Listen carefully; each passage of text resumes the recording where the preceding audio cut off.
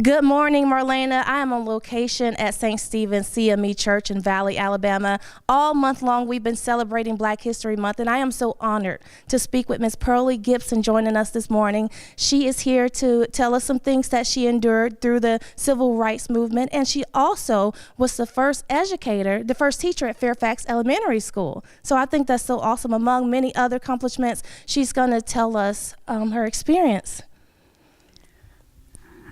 I'm Pearlie Webster Gibson, a graduate of Alabama State University at Montgomery. Oh, I want to say this real quick. You know, if you went to Alabama State in Montgomery, so that was at the height of the civil rights movement. Did the boycott affect you any with going to school? I had to walk across town from where I live, completely across town to the college and back in the afternoon until they gave us a bus privilege.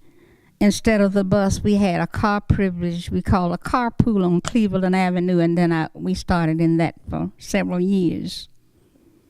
Okay, so did you see anything? The way that we see the civil rights movement portrayed is people being attacked with dogs and water hose being put out on them. Did you get to witness any of that? I can say I'm thankful to be here today because I witnessed the first moment of it. I was on the bus we call South Jackson. It comes all the way across town. And I was sitting there, and a lady and I would ride the bus together from the school, from Alabama State up the hill. And her name was Rosie Parks.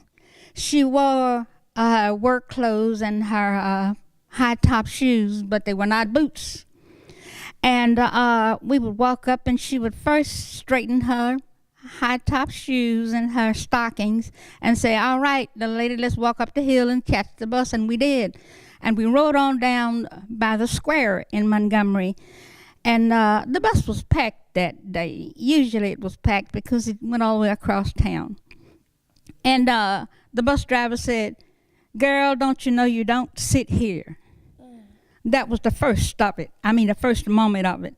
She said, "Well, I was tired today, and I told my riding buddy if she stood up, it was all right. I was not going to stand up anymore." And the bus driver got up and said, "Do I have to move you?"